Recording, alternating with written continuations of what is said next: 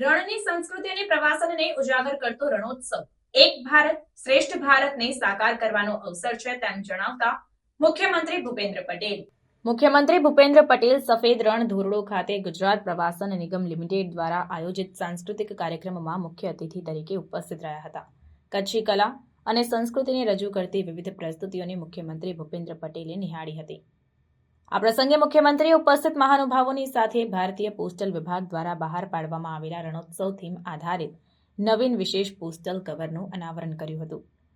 અખંડ ભારતના શિલ્પી અને લોહપુરુષ એવા સરદાર પટેલની પુણ્યતિથિએ તેમને વંદન કરતા મુખ્યમંત્રીએ જણાવ્યું કે જેવી રીતે સરદાર સાહેબે દેશી રજવાડાઓનું વિલીનીકરણ કરીને અખંડ ભારત બનાવ્યું તેવી જ રીતે વડાપ્રધાન નરેન્દ્રભાઈ મોદીએ તેમના જ પદચિહ્નો પર ચાલીને એક ભારત શ્રેષ્ઠ ભારતનું નિર્માણ કર્યું છે.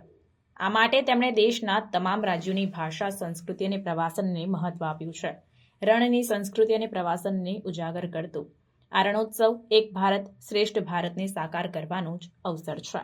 ગુજરાત રાજ્ય મહારાષ્ટ્રથી અલગ થયું ત્યારે લોકો કહેતા કે માત્ર દરિયો, રણ, ડુંગર ધરાવતું ગુજરાત શું વિકાસ કરવાનું હતું?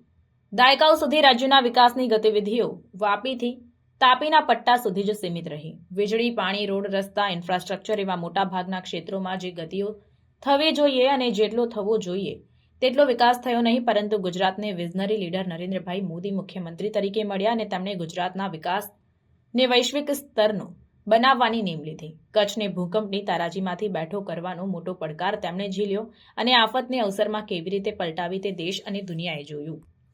આ પ્રસંગે મોરબી સાંસદ વિનોદભાઈ ચાવડા, જિલ્લા પંચાયતના પ્રમુખ જનકસિંહ જાડેજા, અગ્રણી દેવજીભાઈ વરચંદ, ધારાસભ્ય સર્વ કેશુભાઈ પટેલ, ત્રિકમભાઈ છાંગા, પ્રદ્યુમનસિંહ જાડેજા, માલતીબેન મહેશ્વરી, વિરેન્દ્રસિંહ જાડેજા, ધોરડો જૂથ ગ્રામ પંચાયતના સરપંચ મિયા હુસૈન, ગુજરાત ટુરિઝમના સચિવ રાજેન્દ્ર કુમાર, ગુજરાત ટુરિઝમ કોર્પોરેશન લિમિટેડના કમિશનર અને managing director S Chhakchhuak, Kutch collector Amit Arora, પશ્ચિમ કચ્છ પોલીસ અધિક્ષક વિકાસ સુંડા, જિલ્લા વિકાસ અધિકારી એસ કે પ્રજાપતિ, સૌરાષ્ટ્ર કચ્છ રિજિયનના post master general Krishnakumar Yadav, બીએસએફના ડીઆઈજી અનંતકુમાર, ટીસીજીએલના જનરલ મેનેજર ચેતન મિસણ, ભુજ પ્રાંત અધિકારી અનિલ જાદવ સહિત સ્થાનિક પદાધિકારીઓ ઉપસ્થિત રહ્યા હતા.